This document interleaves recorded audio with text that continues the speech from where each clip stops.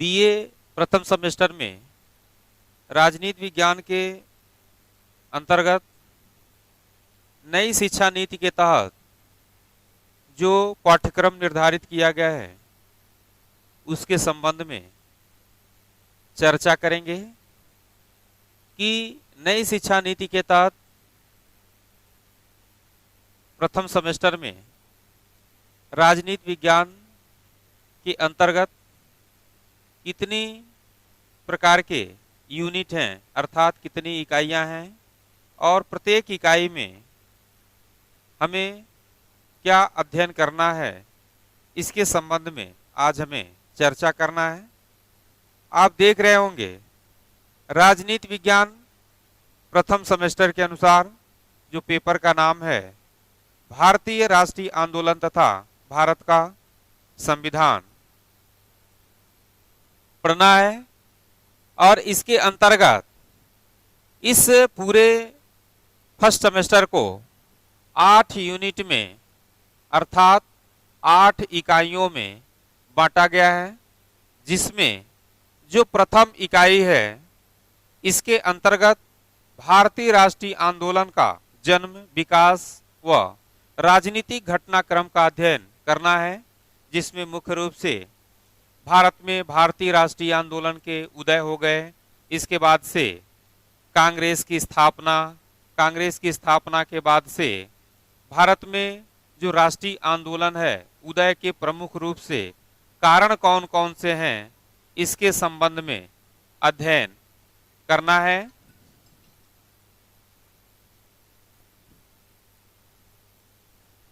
इसके बाद से जो दूसरी है, इस द्वितीय इकाई में जो पहला हमारा चैप्टर है वह है भारतीय संविधान के विकास के चरण। भारतीय संविधान के विकास के चरण का तात्पर्य यह है कि भारत का संविधान अचानक तो बना नहीं है। इसके पहले जब भारत में अंग्रेज व्यापार के दृष्टिकोण से आते हैं और यहाँ पर ईस्ट इंडिया कंपनी की स्थापना करते हैं, ईस्ट इंडिया कंपनी की स्थापना के बाद से धीरे धीरे वह भारत के राजनीतिक क्षेत्र में उनका जो है कि रुझान बढ़ता है और धीरे धीरे वह भारत के अनेक भूभागों पर अधिकार स्थापित करते हैं और उसके दौरान तमाम तरह के अधिनियम ब्रिटेन के माध्यम से, ब्रिटेन से वह भारत के लिए आते थे और भारत के जो है कि राजनीतिक सुधार किए जाते थे। भारत के राजनीति में जो है कि तमाम तरह के नए नए अधिनियम को लागू किए जाते थे। तो इस संपूर्ण अधिनियम को हम भारतीय संविधान के विकास के चरण के अंतर्गत पढ़ेंगे। इसके बाद से यानी कि 1946 में जब कैबिनेट मिशन आता है और कैबिनेट मिशन के बाद से भारत के संविधान को बनाने का अनुमति प्राप्त होता है और हमारे देश के विभिन्न लोगों ने मिलकर के भारत के संविधान का निर्माण किया। और इस संविधान का निर्माण किस प्रकार से किया गया, इसमें कितने सदस्य कहां से किस प्रकार से चुन करके आए थे, इस संविधान को बनाने में महत्वपूर्ण रूप से किन किन सदस्यों की भूमिका थी, ये पूरा का पूरा अध्ययन हम संविधान सभा के निर्माण के अंतर्गत करेंगे।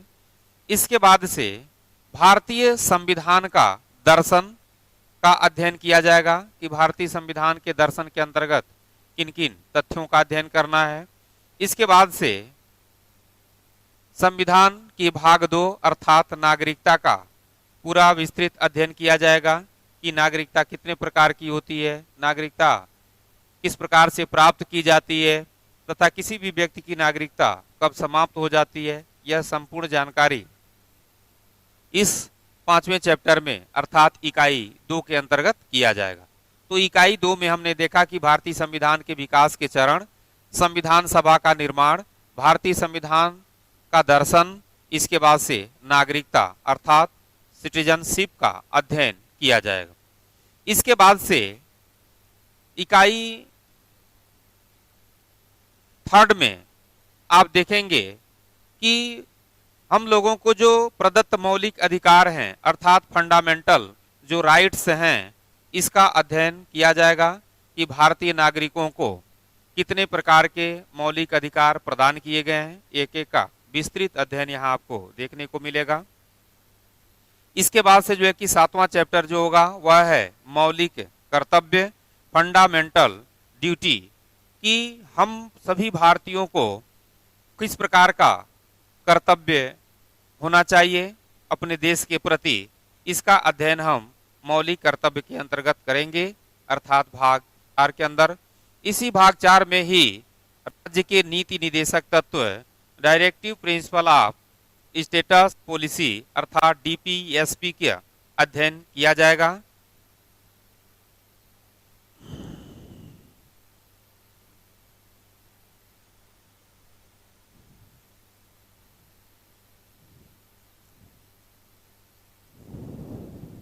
इसके बाद से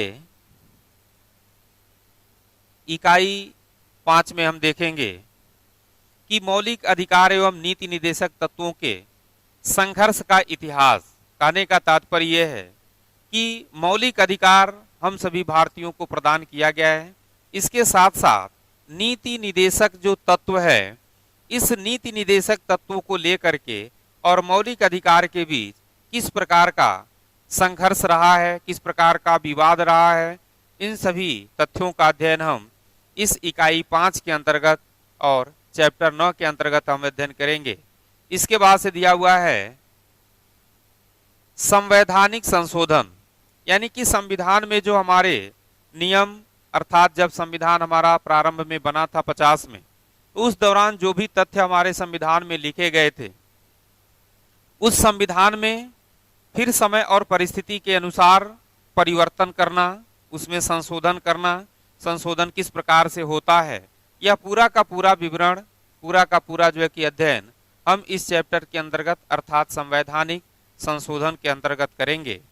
इसके बाद से जो है कि 11 नंबर का जो चैप्टर है उसमें है संविधान का आधारभूत ढांचा। ध्यान दीजिएगा, संविधान का आधारभूत ढांचा का तात्पर्य यह है कि हम संविधान में जो संशोधन करते हैं वह संविधान के आधारभूत ढांचा में कोई परिवर्तन संशोधन नहीं हो सकता है, बस उसके कुछ जो आर्टिकल हैं उसको हम समाप्त कर सकते हैं, इसके साथ साथ कुछ आर्टिकल उसमें हम जोड़ सकते हैं। यह नहीं है कि हम संविधान के संपूर्ण ढांचा को ही संशोधित कर सकते हैं। तो इस तरह से संविधान का आधारभूत ढांचा क्या क्या रहा है, अर्थात प्रारंभ में जब हमारा संविधान बना है तो उसका किस प्रकार का स्वरूप रहा है, इसका अध्ययन हम लोग इस इकाई 4 के अंतर्गत करेंगे। मौलिक अधिकार एवं नीति निदेशक तत्वों का संघर्ष का इतिहास, संवैधानिक संशोधन, संविधान का आधारभूत ढांचा। इसके बाद से इकाई 5 के अंतर्गत हम देखेंगे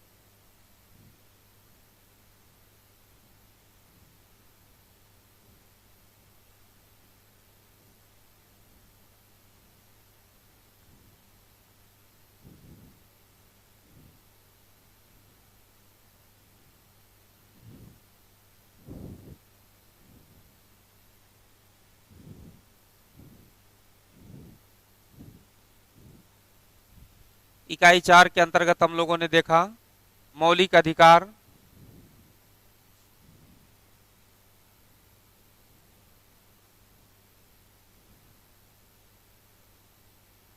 मौलिक अधिकार एवं नीति निदेशक तत्वों में संघर्ष का इतिहास, अगला है संवैधानिक संशोधन, संविधान का आधारभूत ढांचा।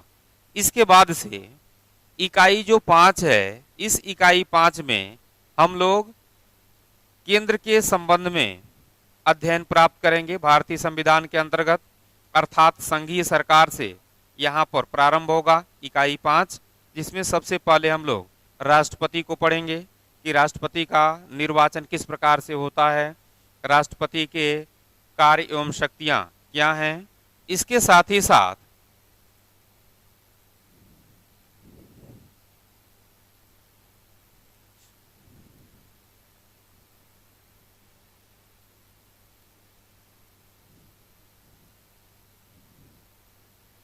प्रधानमंत्री व मंत्रिपरिषद के संबंध में इस इकाई 5 के ही अंतर्गत अध्ययन किया जाएगा।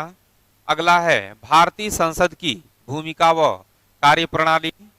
इसके बाद से इकाई 6 आता है और इकाई 6 में हम लोग मुख्यतः राज्य सरकार से संबंधित संपूर्ण अध्ययन करेंगे कि राज्य में किस प्रकार की सरकार है, अर्थात राज्य में जो कार्यपालिका का प्रमुख राज्यपाल की स्थिति क्या है एवं इसकी शक्तियां क्या हैं। इसके बाद से मुख्यमंत्री का किस प्रकार से जो है कि चयन होता है, इसकी शक्ति एवं कार्य क्या होते हैं, या इसका अधिकार क्षेत्र क्या होता है, या किस प्रकार से अपना कार्य करते हैं। इन संपूर्ण जानकारियों को हम यहाँ इकाई 6 के अंतर्गत प्राप्त करेंगे।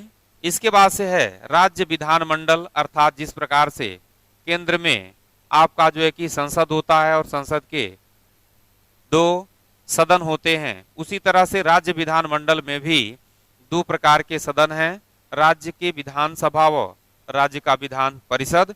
इसका अध्ययन हम लोग इस इकाई के अंतर्गत करेंगे।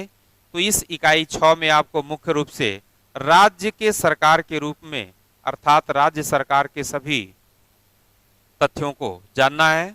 इसके बाद से इकाई नंबर 7 आता है, अर्थात यूनिट नंबर 7 में हम भारतीय न्यायपालिका की कार्यप्रणाली को पढ़ेंगे, अर्थात भारत की न्यायपालिका हमारा किस प्रकार से कार्य करती है।